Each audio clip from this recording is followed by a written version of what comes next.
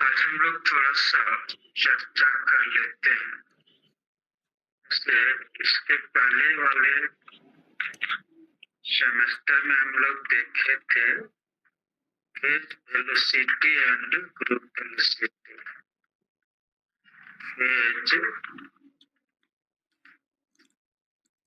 Velocity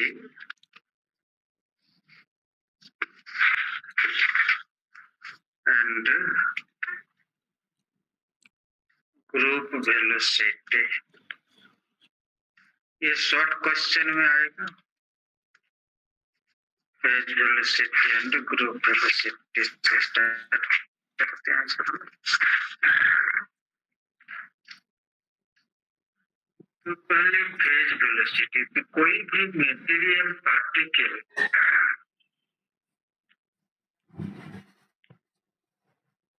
जब motion में होता है उससे वो एक वेव पैकेट के तुल्य होता है। सर कल वाला क्वेश्चन अच्छा भेज देना, ठीक है।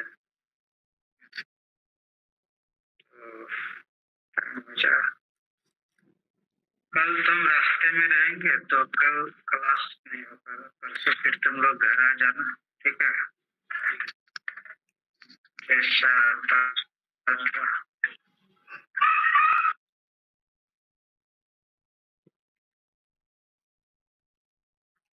देखते नहीं, सुमन जुट चुका है ना, सभी लोग जुटे हो आज। आयुष हो, साजिद हो,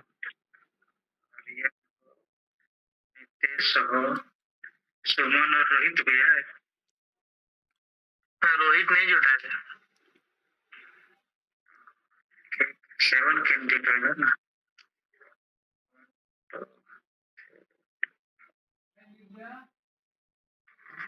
चलो, तो फेज वेलोसिटी एक सिंगल वेव का जो फेज है पर्टिकुलर टाइम में वो फेज वेलोसिटी हो जाता है। और ग्रुप वेलोसिटी यानी वेव पैकेट का वेलोसिटी है, जबकि एक ग्रुप ऑफ वेव को हम लोग वेव पैकेट कहते हैं। So the group velocity is actually the velocity of wave packet, और phase velocity is velocity of a single wave, ऐसा हम लोग कहते हैं। हालांकि बहुत बढ़िया से आपको पिछले साल पढ़ा चुके हैं कि ग्रुप वेलोसिटी और फेज वेलोसिटी को लेकर के थोड़ा सा हम शॉर्ट कर देते हैं। शॉर्ट रहेगा material motion equivalent to a wave and single wave. The velocity component of wave is called velocity, यानी बहुत सारा वेव है उसमें से एक कंपोनेंट जो वेलोसिटी घटक की होगा उसको हम लोग कहेंगे फेज वेलोसिटी। पहले अब phase velocity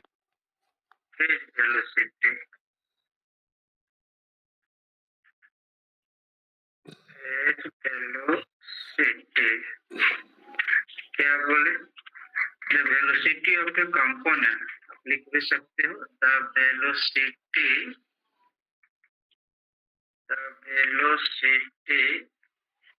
of A component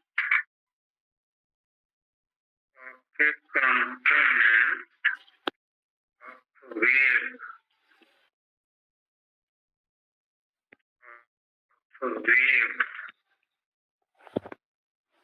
is called phase velocity।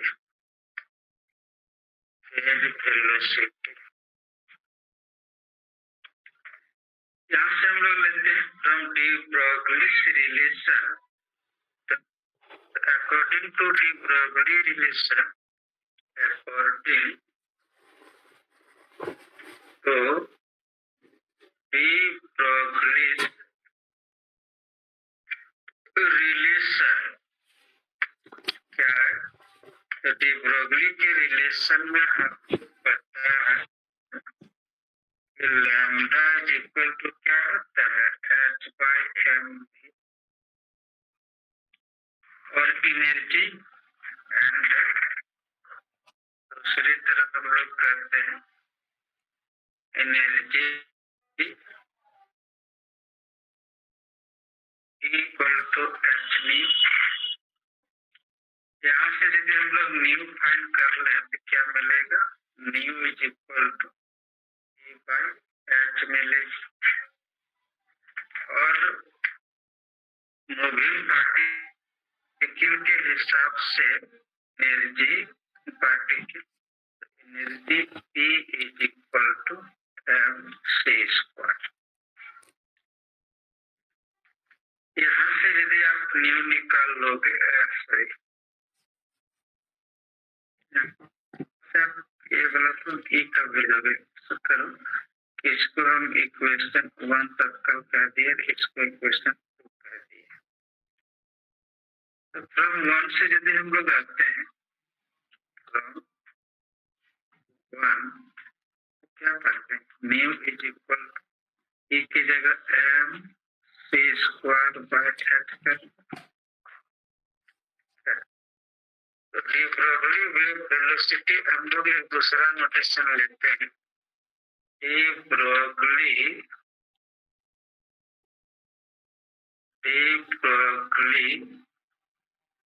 Wave velocity, इसको हम u से लिख रहे हैं, u इज इक्वल टू हम यहाँ पर लिख रहे हैं न्यू लैम्डा, क्योंकि न्यू और लैम्डा को यदि मल्टीप्लाई करोगे तो new frequency lambda by velocity होता है। इसी को हम लोग डब्ल्यू वेव वेलोसिटी कह रहे हैं। न्यू के प्लेस में यहाँ न्यू का हम लोग निकाले, क्या निकाले, तो ऊपर में देखो यहाँ पर है ना एम सी स्क्वायर, यहाँ पर देखो M C square by H, nu के प्लेस में से रही लैम्डा हम ऊपर दिखाई और देखो lambda equal to H by M भी कहीं लिखे ना। यस सर, इक्वेशन 1 के ऊपर सर। हाँ, तो lambda is equal to H by M भी है ना, वो पार्टिकल का वेलोसिटी। तो एम एम यहाँ से कैंसिल, एच एस कैंसिल, तो एक दिन और हम डिराइव किए सी स्क्वायर बाय भी हो गया, D velocity u to C square by भी स्क्वायर बाय भी। यहाँ पर कहता है कि यदि ये भी सी से काफी कम है तो ये डी ब्रोगली वेव, इफ थोड़ा सा कंडीशन लगा दें कि इफ ये बोला कि v is less than C, then क्या होगा, देन ये u आपका काफी, यहाँ देखते ना, जब v कम करोगे तो से डिवाइड होगा, वैल्यू होगा, तो u then square by v। तो यानी डी ब्रोगली वेव लाइट के वेलोसिटी हो जाएगा, ये कहने का material cannot be single wave। एक मटेरियल पार्टिकल का फ्रीक्वेंसी है, सिंगल वेव ट्रेंड मतलब एक वेव के ट्रेंड मतलब एक टेंडेंसी जो होता है, मतलब एक वेव के टेंडेंसी की इक्वल नहीं हो सकता है। समझने की कोशिश करो थोड़ा सा, मतलब का कि मटेरियल पार्टिकल, यहाँ जो हम लोग भी लगाए हैं स्मॉल भी ही मटेरियल पार्टिकल है, हाँ? और जो यू आप लिख रहे हो ये डी ब्रोगली वेव है। तो मटेरियल पार्टिकल का कहता है वेलोसिटी इक्विवेलेंट नहीं हो सकता है एक वेव के वेलोसिटी के। यू जहाँ के आपका वेव का वेलोसिटी है और भी क्या है, एक पार्टिकल का वेलोसिटी है। यानी जब पार्टिकल मूव किया, मूव करने के बाद जो वेव प्रोड्यूस हुआ वह वेलोसिटी यू हुआ, और भी जो पार्टिकल मूव कर रहा था उसका वेलोसिटी है। ये कहता है कि एक सिंगल पार्टिकल का वेलोसिटी वेव की वेलोसिटी से इक्विवेलेंट नहीं हो सकता, न इसके बराबर नहीं हो सकता है। इसी को तो फेज वेलोसिटी कहते हैं, है ना? किसको? Velocity the speed of a single wave train, यानी ये जो यू निकला यही आपका फेज वेलोसिटी है। एक सिंगल वेव ट्रेन, एक सिंगल वेव ट्रेन का वेलोसिटी को ही फेज वेलोसिटी कहा जा रहा है ना? जैसे हम सिंपल में यहाँ पर कर दें, लिख लो, लिखोगे, लिखो, क्लियर दैट नहीं लिखते हैं। It is clear that a material particle cannot be equivalent to a single wave train. Wave के बाद क्या बोले sir? The speed of a single wave train, TRAI,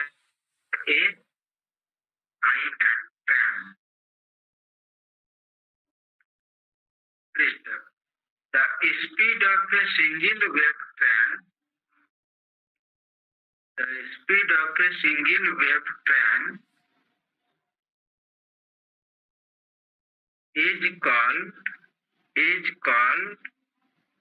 the phase velocity. Is called the phase velocity.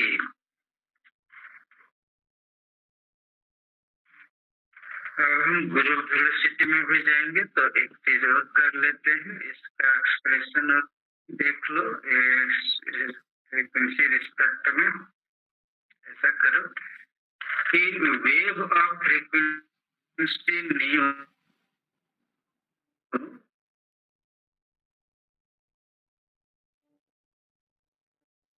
हम लिख सकते, थोड़ा सा आगे बढ़ा, वेव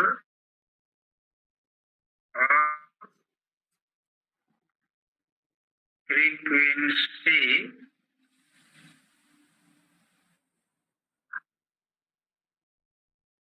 न्यू, इसको हम ओमेगा 2 पाई न्यू आप हम लोग देखते हैं wavelength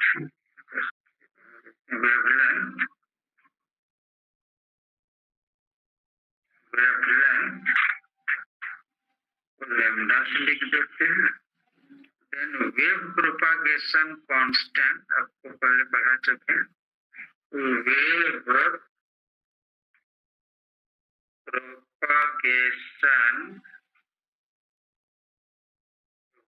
propagation constant,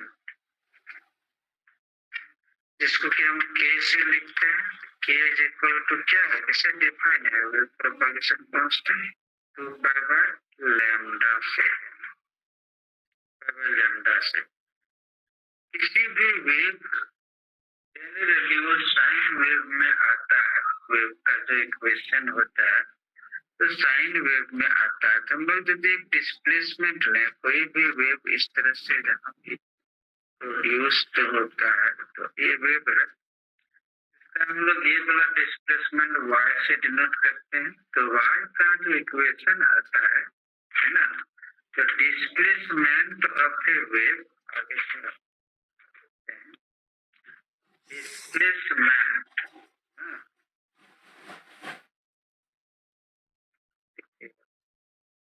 displacement of wave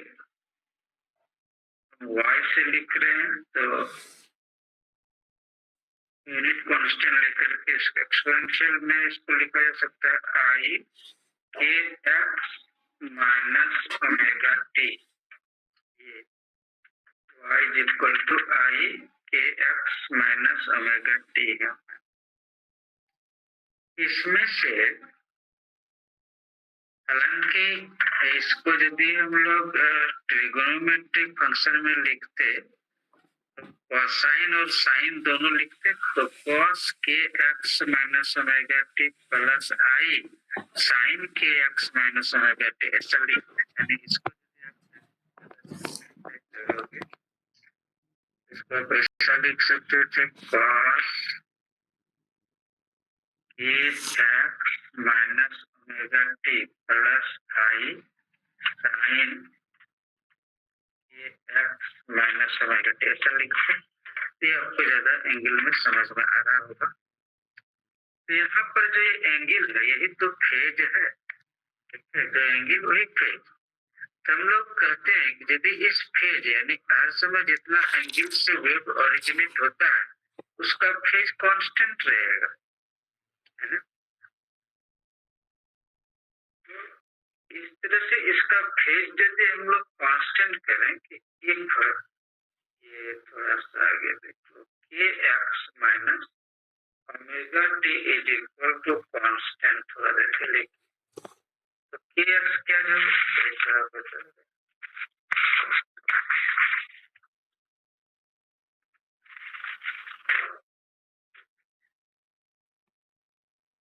तो ये वेव प्रोड्यूस हो गया, कांस्टेंट नहीं कांस्टेंट रखता होगा। जब लिखे अभी क्या लिखे तो K x minus omega T is equal to constant लिखे तो K x is equal to क्या हो जाएगा, कांस्टेंट होगा इधर प्लस ओमेगा टी हो जाएगा।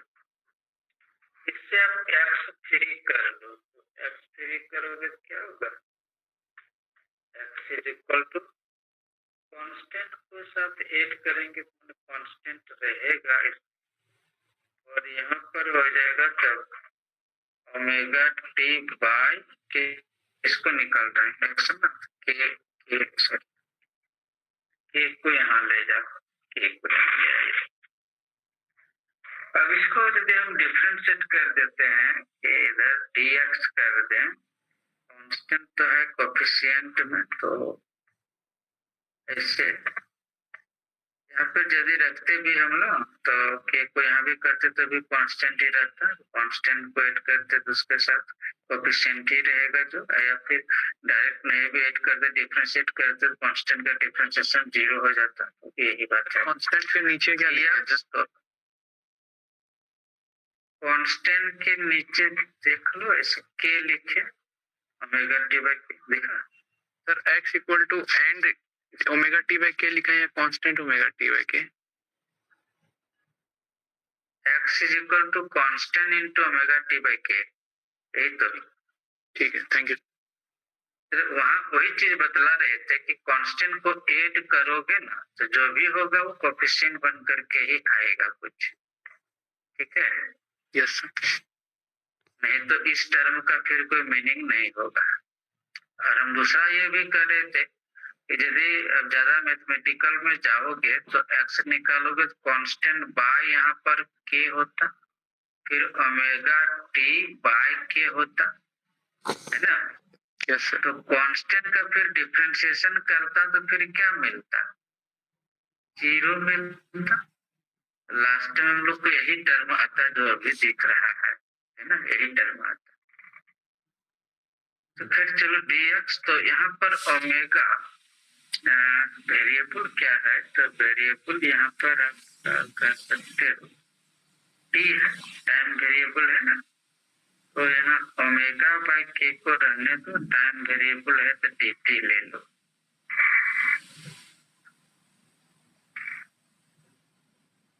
तो ओमेगा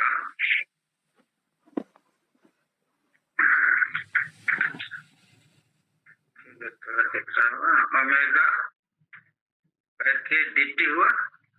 अच्छा, dx बाय dt कर दोगे तो क्या होगा, this implies dx by dt क्या हो जाएगा, omega by K dx by dt क्या चीज हुआ? वेलोसिटी अब आप इसको और थोड़ा बढ़ा सकते हो, ओमेगा का वेलोसिटी हुआ। तो ओमेगा इक्वल टू क्या ऊपर में लिखे हैं? ऊपर में लिखे होंगे आप 2 पाई न्यू लिखे होंगे, और ए इक्वल टू कितना लिखे होंगे? 2 पाई बाय लैम्डा लिखे होंगे। इन दोनों को लाओगे तो ये न्यू और टुका टुका कैंसिल हो जाएगा, तो क्या बचेगा? तो न्यू लैम्डा बचेगा। तो न्यू लैम्डा इक्वल टू क्या होता है? वेलोसिटी ही ना होगा। न्यू फ्रीक्वेंसी और लैम्डा वेवलेंथ। Yes sir.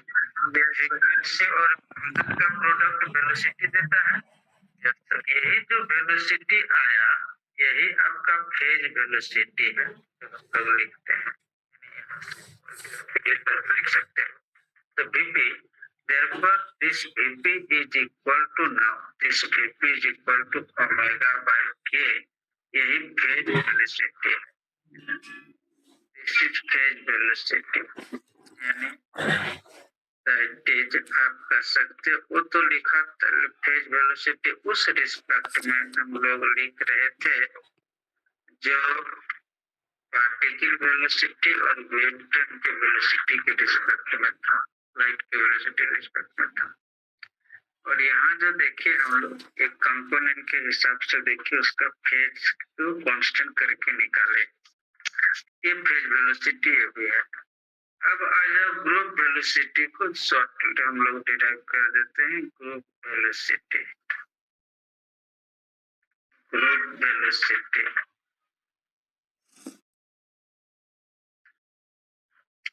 तो हमने पहले भी कहा कई बार कि group of waves is wave packet and the velocity of a wave packet is called group velocity. The group velocity means a large number of waves are superimposed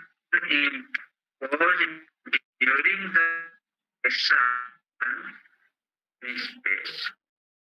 किसी भी इस सारे वेव एक साथ ट्रेवलिंग कर रहा है, तो उन सारे ट्रेवलिंग वेव का सुपर इम्पोजिशन होता है, एक दूसरे पर अध्यारोपित होता है। सुपर इम्पोजिशन से जो नेट वेव पैकेट का निर्माण होता है, उसी वेव पैकेट का वेलोसिटी क्या कहला रहा है?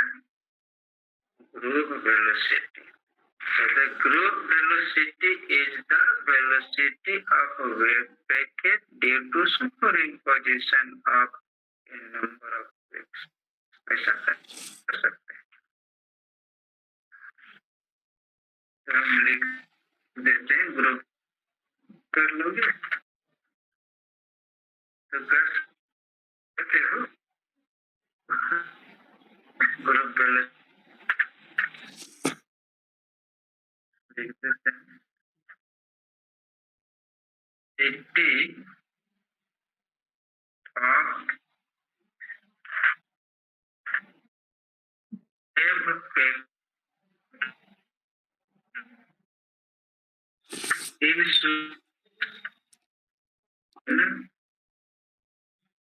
super superposition of world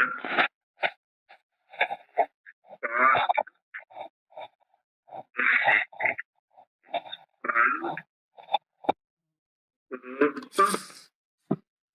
velocity, and this group velocity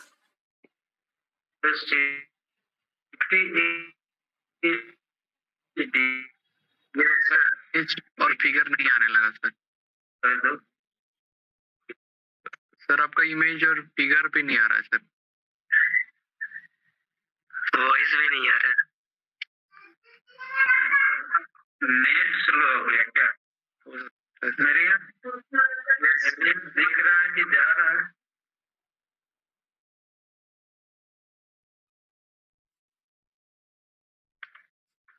D omega by VG equal to D omega by D K आया।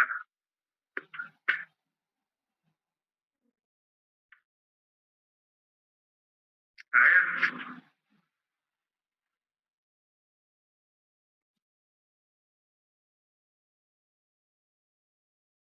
नेट तो नहीं ज्यादा चला है। ब्लर आ रहा है सर, हाँ? ब्लर आ रहा है सर। सर आपका नेटवर्क प्रॉब्लम बहुत ज्यादा है सर।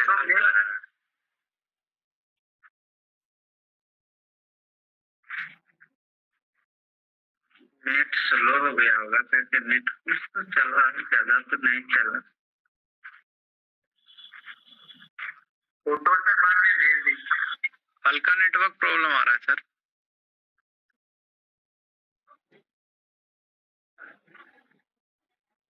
30 मिनट चाहिए और 15 मिनट चलता कम से कम। साफ हुआ? एक बार रीज्वाइन करिए क्या साहब फिर से। VG equal to D omega by D K नहीं दिख रहा है? हाँ हो गया सर। तो हाँ सर हाँ आ गया सर, आ गया सर। वो ये ढक्कन ढक गया होगा। मोबाइल का ढक्कन होता है ना, कवर, कैमरा येलो हो गया होगा। अब दिखता है ना? अब दिख रहा है ना जी?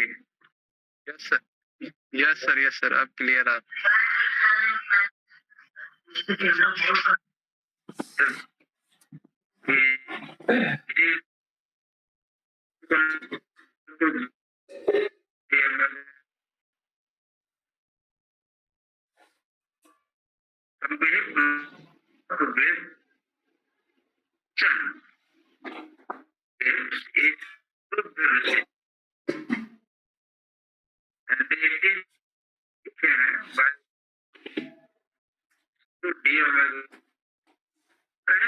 रिलेशन होता है तो बेसिक वेलोसिटी और फिर में क्या रिलेशन कर सकते हैं? इसमें भी कहा है कि रिलेशन बिटवीन का ये हो गया आपका ग्रुप में रिलेशन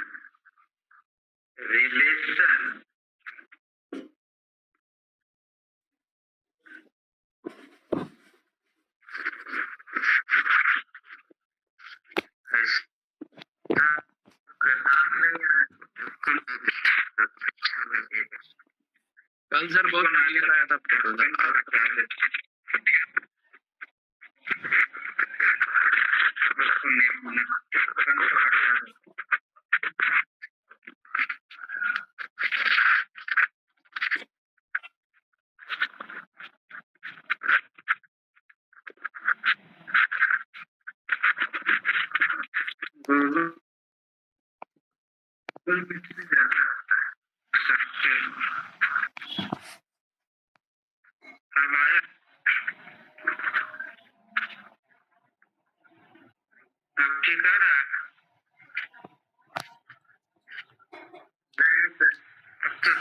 नहीं सर, नहीं, आ गया ना? नहीं सर, नहीं आ रहा है। बोलिए ना सर, हम लोग लिख लेंगे। आप थोड़ा वही थोड़ा बताते हैं relation between group velocity and phase velocity. इसको डिवाइड कर दो, जहां पर लिखा है ना फेज वेलोसिटी, उसको कुछ इक्वेशन कंसीडर कर लो। जैसे यहाँ पर देख रहे हो, यहाँ पर देख रहे हो VP equal to omega by K, omega by K, इसको एक इक्वेशन कंसीडर कर लो 1। यस, और यहाँ पर अभी जो VJ निकला इसको 2 कर लो।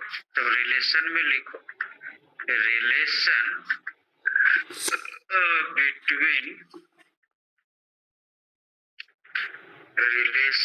Between phase velocity and group velocity. Group velocity relation भी करने देता।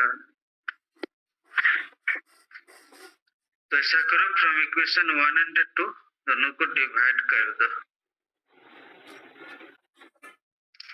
फ्रॉम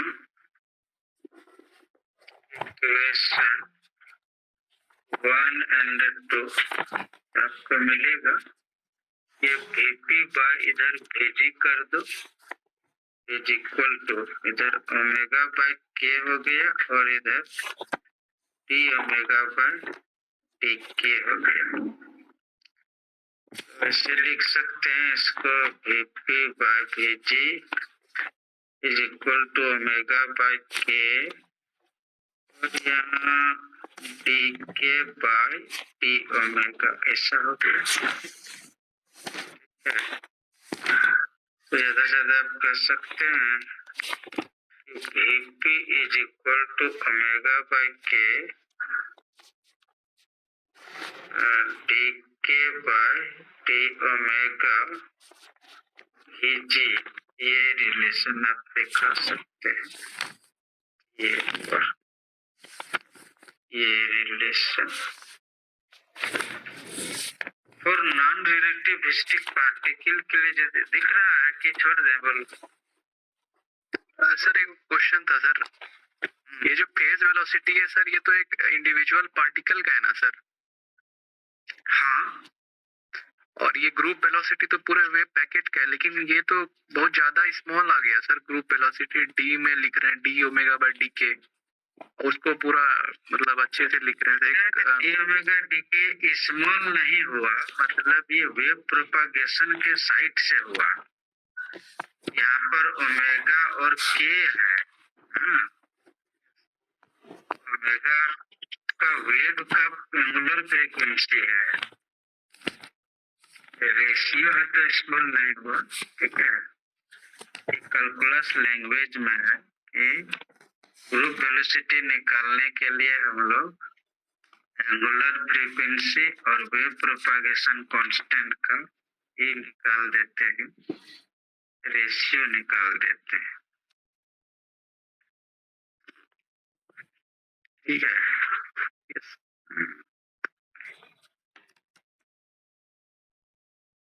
यहाँ से रिलेशन, इसमें कई तरह का वैरायटी है इसमें, लेकिन उतना तुम लोग का नहीं है। ऐसे कहे तो कर सकते हो। फॉर एक नॉन रिलेटिविस्टिक पार्टिकल के लिए यदि हम लोग लें कि 20 इससे यदि हम लोग काफी कम लें, तो ऐसे भी कह सकते हो कि डी ओमेगा बाय डी के को यदि हम लोग ऐसा करें, डी ओमेगा बाय डी के दोनों को यदि इक्वल कर दें थोड़ा देर के लिए, है ना। ये रिलेशन तुम लोग को यहाँ तक आया कि ब्लड है अभी भी इमेज लिख लिए सर, यहाँ तक रिलेशन लिख लिए सर। ऐसे तो इससे ज्यादा हम कैटेगरी पिछले साल पढ़ रहे हैं, कुछ मेकर कर रहे हैं, अभी उतना नहीं है, तो इसका रिलेशन है। What are group velocity, phase velocity, relation between them, इतने तक है। तो रिलेशन आप यहाँ से स्टेब्लिश कर सकते हो। हम ये कह रहे थे कि एक नॉन रिलेटिविस्टिक पार्टिकल के लिए यदि देखा जाए, और ये यहाँ पर देख लो थोड़ा सा, और ये नॉन रिलेटिविस्टिक पार्टिकल और a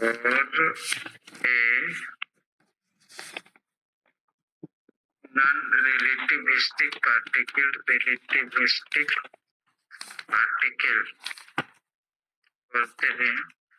हो सकता है नेट थोड़ा कम काम करता होगा, थोड़ा लगता है, हमको भी लग रहा है ब्लर थोड़ा पार्टिकल। ऐसा करें कि Vg इक्वल टू Vp कर दो, नॉन रिलेटिविस्टिक पार्टिकल Vg कितना हुआ, तो डी ओमेगा बाय डी के हुआ। Vp कितना हुआ, Vp ओमेगा बाय के हुआ। इसको यदि हम ऐसा करते कि डी ओमेगा बाय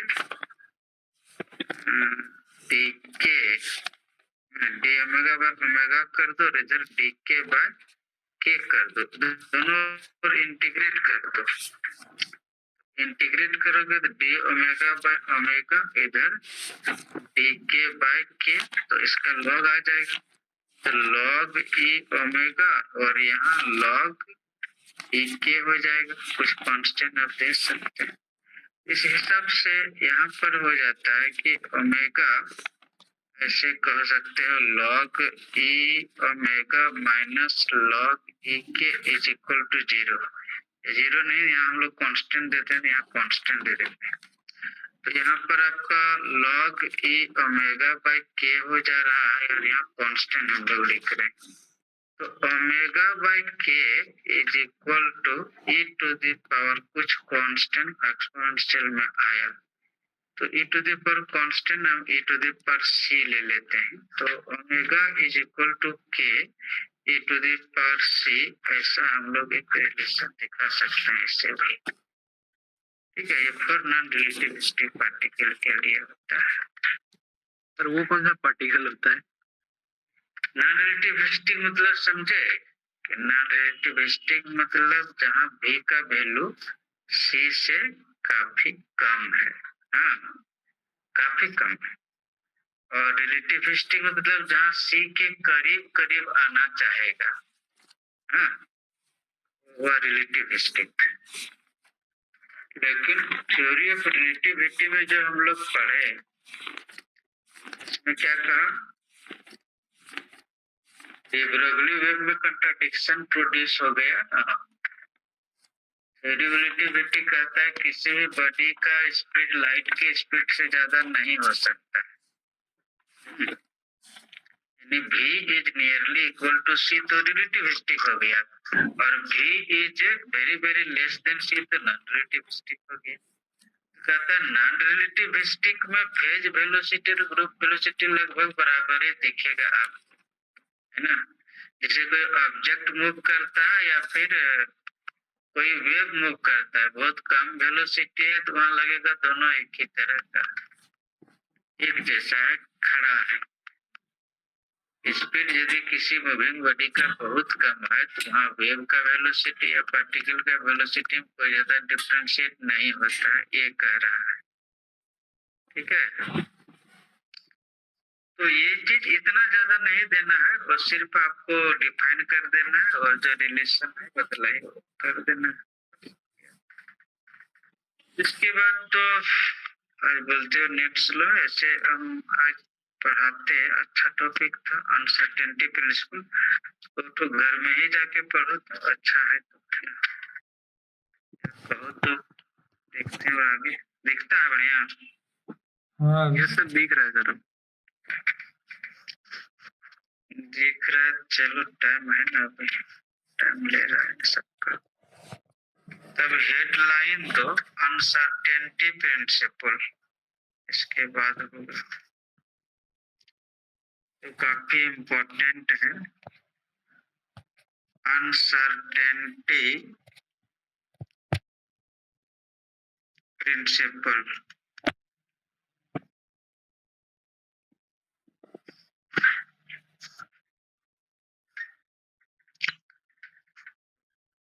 तो uncertainty principle is what?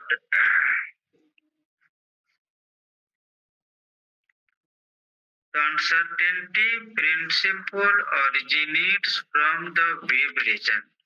तो uncertainty principle कहाँ से originate होता है? तो wave region से originate होता है। जैसे कि हम उस दिन देखे थे कि जहाँ पार्टिकल मूव करते करते वेव प्रोड्यूस किया है, वो वेव ऐसा प्रोड्यूस हुआ कि पार्टिकल का अपना अता पता खो गया।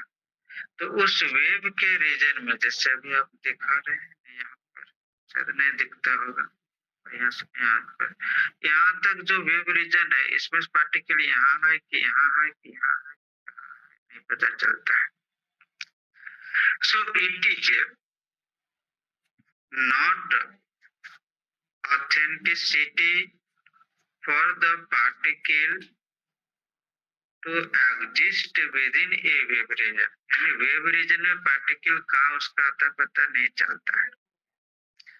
इसी को बताने के लिए it happened in 1928, this matter relates the year 1928। तो 1928 में क्या हुआ? तो 1928 में हाइसेनबर्ग नाम के एक साइंटिस्ट हुए, हाइसेनबर्ग।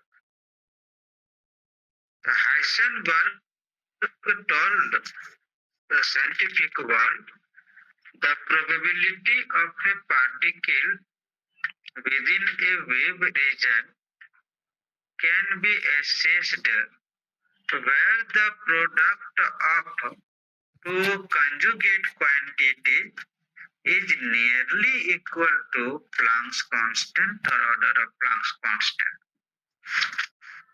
मतलब नहीं समझे कि जैसे कि मान लीजिए एक पार्टिकल हम यहाँ पर दिखा रहे हैं आपको, यहाँ ये वेव रीजन में है, वेव रीजन में। तो इसका जैसे यहाँ से ये वाला एक्सिस में ये वाला पोजीशन कर सकते हैं, इस पोजीशन को हम डेल्टा एक्स कह दिए मान लीजिए। पार्टिकल चूंकि मूव करके गया है तो उसका मोमेंटम होगा, उसका मोमेंटम यदि हम डेल्टा पी लेते हैं यानी डेल्टा एक्स और डेल्टा पी हो गया मोमेंटम। चलो किसी को आगे पीछे लिख सकते, कोई दिक्कत नहीं। ये कहता है this is nearly equal to H cross by two. यही है अनसर्टेनिटी प्रिंसिपल। मतलब जहां दो कंजुगेट क्वांटिटी का यानी जिसका यूनिट प्लांक एच क्रॉस को हो या एच को हो, एक ही बात है। H cross means h by two pi. H cross means क्या हुआ? H cross means h by two pi. Two pi, पहले पाई, हाँ एच बाय टू पाई को एच क्रॉस कहते हैं। Yes sir. तो मैं ये कह रहा था कि जहां दो क्वांटिटी का डायमेंशन यदि प्रोडक्ट में प्लांक कांस्टेंट के बराबर आएगा तो क्वांटम नेचर में जाएगा, और तब वहां कहता है यदि उसका प्रोडक्ट प्लांक कांस्टेंट के रेंज में रहता है तो वहां पर उस पार्टिकल का पाए जाने की संभावना सबसे ज्यादा रहता है। So the probability of finding a particle within a wave region is ascertained where the product of position and momentum or the conjugate pairs of two physical quantities whose dimension is equal to the Planck's constant। ऐसा कहा कि वैसे दो pair quantity होगा जिसका मैंने कौन कौन ले सकते हो, तो जैसे आप पोजीशन और मोमेंटम का यदि दोनों का डायमेंशन निकालोगे और प्रोडक्ट करोगे तो कितना आएगा? जूल सेकेंड आ जाएगा शायद। पोजीशन का यूनिट क्या करोगे? मीटर लोगे। मीटर। और इसका डेल्फी मोमेंटम है तो मोमेंटम का यूनिट क्या होता है? किलोग्राम मीटर पर सेकेंड ना। तो किलोग्राम मीटर स्क्वायर पर सेकेंड हुआ, तो है ना। तो एनर्जी को यदि हम टाइम से मल्टीप्लाई कर दें तो उसका भी यूनिट हो जाएगा जूल सेकेंड। तो इसका भी जूल सेकेंड, इसका भी जूल सेकेंड। तो जूल सेकेंड प्लांक कांस्टेंट का यूनिट है, आप जानते हो पहले से। तो वैसे दो पेयर्स जिसका प्रोडक्ट डायमेंशन प्लांक कांस्टेंट के इक्वल होता है तो वह अनसर्टेनिटी प्रिंसिपल को फॉलो करता है। अनसर्टेनिटी से ही सर्टेनिटी का पता चलता है कि वहां पर पार्टिकल का होने का या पाए जाने का संभावना ज्यादा रहता है। जैसे एक हो गया पोजीशन मोमेंटम का प्रोडक्ट, इसी तरह एनर्जी और टाइम का प्रोडक्ट लोगे तो प्लांक कांस्टेंट के रेंज में आएगा। तो कहोगे सब करके क्या फायदा हो रहा है?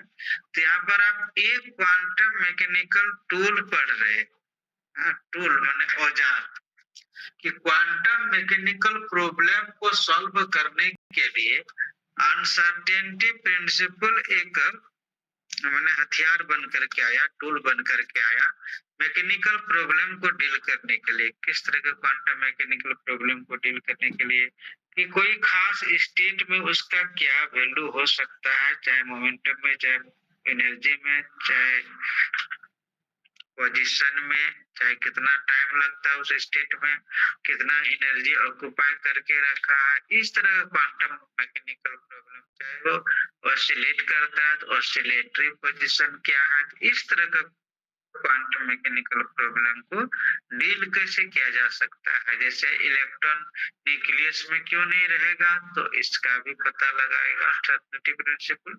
Why electron cannot reside in nucleus? So how can you assess this problem through uncertainty principle?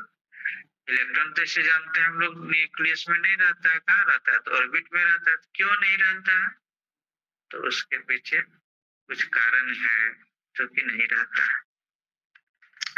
तो इस तरह का क्वांटम मैकेनिकल प्रॉब्लम पे हाइड्रोजन एटम है, तो हाइड्रोजन एटम का ग्राउंड स्टेट में एनर्जी क्या होता है, तब वो क्लासिकल मैकेनिक्स सीधा कहेगा कि 0 होता है, लेकिन क्वांटम मैकेनिक्स कहेगा नहीं, even in ground state the particle should have some energy content, कि ग्राउंड स्टेट में भी पार्टिकल का एनर्जी वर्तमान होता है।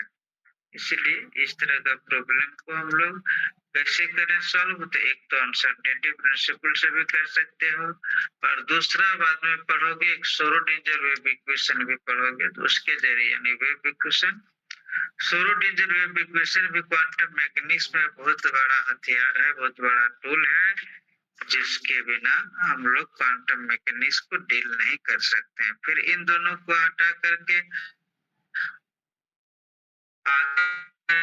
ऑपरेटर मेथड लगा करके भी हम लोग क्वांटम मैकेनिकल प्रॉब्लम को सॉल्व करते हैं। ठीक है, तो इस तरह का प्रॉब्लम है। तो अनसर्टेनिटी प्रिंसिपल में थोड़ा आपका लॉन्ग क्वेश्चन भी हो जाएगा, शॉर्ट भी हो जाएगा, प्रॉब्लम भी हो लगेगा इसमें। तो टाइम हो गया 8:05। इसका स्टेटमेंट लिख पाओगे तो लिखा देते हैं, लिखो छूटेगा कुछ तो लिखो। इन 1928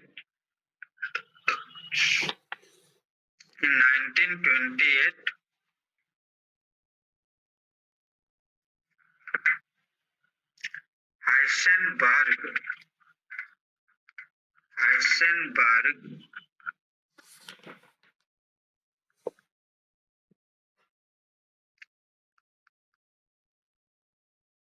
gave a principle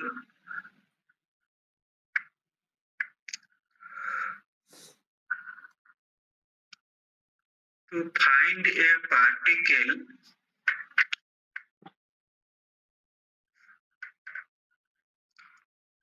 within a wave region.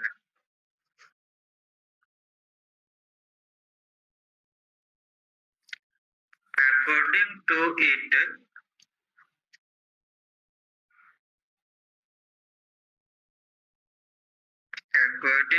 it, the probability of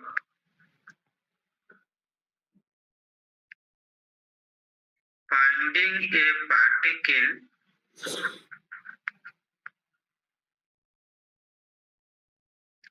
within a wave region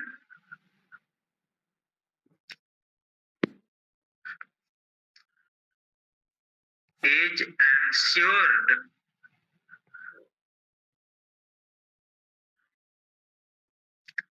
by the products of uncertainties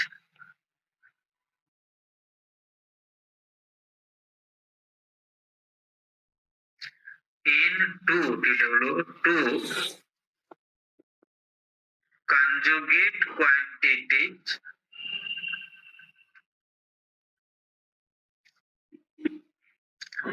having the dimension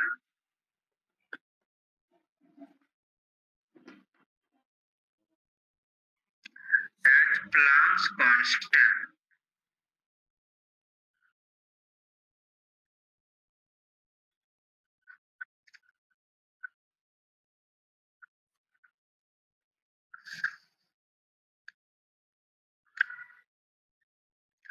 नीचे लिखो, if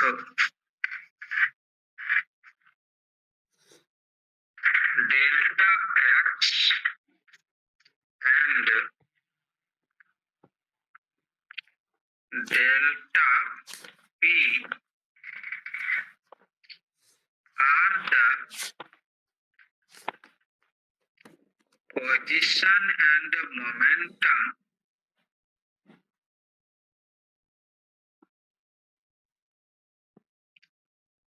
of a particle, then del x into del p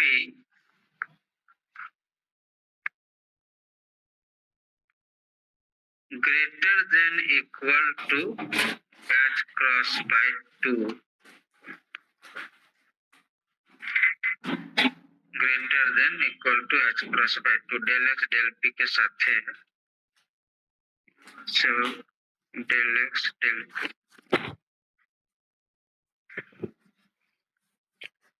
ठीक है।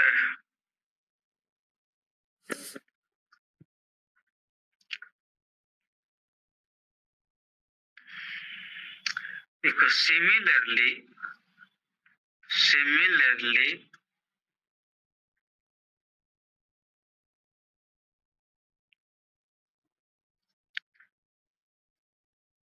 a pair of two conjugate quantities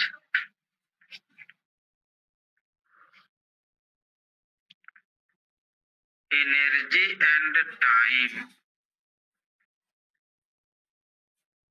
energy and time, तो energy and time को हम यहाँ पर लिख देते हैं, इसको इस तरह से दिखा सकते हैं, एनर्जी के लिए डेल्टा E और टाइम के लिए डेल्टा T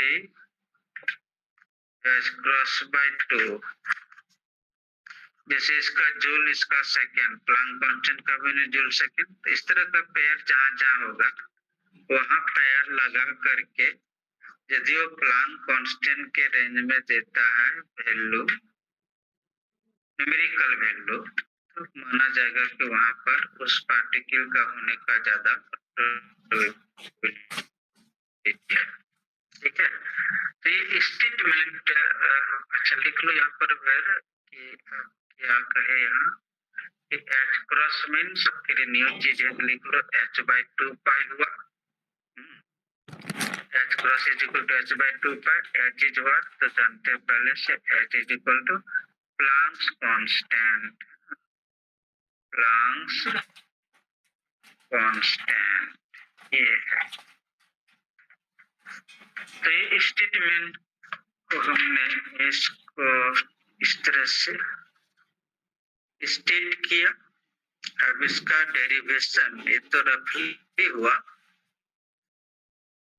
अब इसको लाया कैसे, कई तरह का डेरिवेशन है, सर्कमफेरेंशियल मेथड है, मैथ्यू हाइडन का एक्सपेक्टेशन वैल्यू वाला मेथड है, इंटीग्रल मेथड है, कई मेथड है। कई मेथड में से कोई भी जो अच्छा लगे उस मेथड को यूज करके डिराइव कर सकते हो। पीजी में हम लोग अलग ढंग से डिराइव करते हैं, यूजी में अलग से करते हैं। आपको सुटेबल मेथड ही बतलाएंगे इसको कैसे डिराइव किया जाएगा, इसे लॉन्ग क्वेश्चन में रहेगा भी, तो फिर इसका एप्लीकेशन भी हम लोग देखेंगे कुछ। तो आज हम लोग यहीं पर रखते हैं इसके स्टेटमेंट के साथ, नेक्स्ट डे जब संडे को आ जाना तो घर में, और जो जानना टाइम वही रहेगा 9 बजे। तो आयुष जो जानना चाहता था कि कौन सा बुक लें, तो बुक बहुत है, आप ले सकते हो, लेंडी लिप्सी का है, न्यूमेरिकल ज्यादा आगे दिन तक नेट तक काम करेगा, जेटली का भी है, और इंडियन ऑथर के हिसाब से सत्य प्रकाश का है, DS राजपूत का भी है, बहुत सारा है। तो फॉरेन राइटर में मैथ्यू वेंकटेश है, फिर आपका पॉवेल है, बहुत तरह का क्वांटम मैकेनिक्स का बुक है, तो आप जितना ले सकते हो, लेकिन आपका ज्यादा ज्यादा काम होगा तो आप DS राजपूत ले सकते हो, advance quantum mechanics Satya Prakash का ले सकते हैं, इंडियन ऑथर है, तो आपको ज्यादा समझ में आएगा। ज्यादा न्यूमेरिकल का शौक है, थोड़ा हार्ट प्रॉब्लम रहेगा तो जेटली का ले सकते हो। तो इस तरह का बहुत सारा है क्वांटम मैकेनिक्स में बुक। ठीक है, ठीक है, तब आज अब आप करते हैं, होते हो गया सर हाँ। ये कह रहे थे ये जो वर्क फंक्शन वेव फंक्शन जो पढ़े थे सर, और ये जो अभी हाइजेनबर्ग अनसर्टेनिटी प्रिंसिपल पढ़ रहे हैं, दोनों तो सर प्रोबेबिलिटी बता रहा है ना। हाँ, हाइजेनबर्ग तो प्रोबेबिलिटी बतला था, और कौन, और किससे बोल रहे हैं? वेव फंक्शन सर जो कल बताए थे उसमें। वेव फंक्शन तो अलग चीज है कि वेव फंक्शन डिपेंड किस पर करेगा, वो है वेव फंक्शन। जिस पर जो डिपेंड करता है वो वेव, जिस फंक्शन पर डिपेंड करता है वो है वेव फंक्शन। लेकिन वेव फंक्शन का प्रोबेबिलिटी लेते हैं, है ना, प्रोबेबिलिटी निकालने के कल ये बता रहे थे कि कैसे प्रोबेबिलिटी निकाला जाएगा वेव फंक्शन का, वो अलग चीज है। और ये हाइजेनबर्ग बतलाता है कि वेव जब क्रिएट हो गया तो वेव के अंदर पार्टिकल कहाँ पर है उसकी पाए जाने की संभावना है। ठीक है, ये बतलाता है। और इतना ही नहीं बतलाता है, हाइजेनबर्ग एक तरह का मैथमेटिकल टूल देता है, टेक्निकल प्रॉब्लम को कैसे सॉल्व करोगे। ठीक है, ये तो भी शुरुआती हो रहा है, फिर श्रोडिंगर आएगा, श्रोडिंगर भी बतलाएगा ये चीज। ये अनसर्टेनिटी को हटा करके हम लोग सीधा 3 डायमेंशनल इक्वेशन 1 डायमेंशनल इक्वेशन से कैसे सॉल्व करते हैं क्वांटम मैकेनिकल प्रॉब्लम। श्रोडिंगर लोग ज्यादा लेता है, अनसर्टेनिटी थोड़ा लिमिटेड है, खुद कम दूरी तक चलते हैं। पहले जैसा जैसा डेवलपमेंट वैसा वैसा करते हैं। अनसर्टेनिटी जब वेव प्रोड्यूस हो गया तो पार्टिकल्स के बारे में बतलाता है, जहाँ की वेव फंक्शन वो टोटल क्राइटेरिया है वेव का क्राइटेरिया बतलाता है। ठीक है, तो वेव क्राइटेरिया में बहुत सारी चीजें जो कल ने हम पढ़ाए वो सारी चीजें यूज होता है, लेकिन अनसर्टेनिटी सिर्फ वेव के अंदर पार्टिकल के सिचुएशन का जिक्र होता है, वो क्या क्या रखता है, कैसे उसको इवेल्युएट करते हैं, ये अनसर्टेनिटी प्रिंसिपल। ठीक है, यस ठीक है, तो सर इससे पहले वाले पेज भेज दीजिएगा, नेटवर्क इशू के कारण छूट गया था। मतलब क्या बोला? और ये नॉन रिलेटिविस्टिक पार्टिकल का जो है ना उसका भेज दीजिएगा फोटो खींच के। अच्छा ठीक है, तो पढ़ाई उसको बनाए, अच्छा देखते हैं।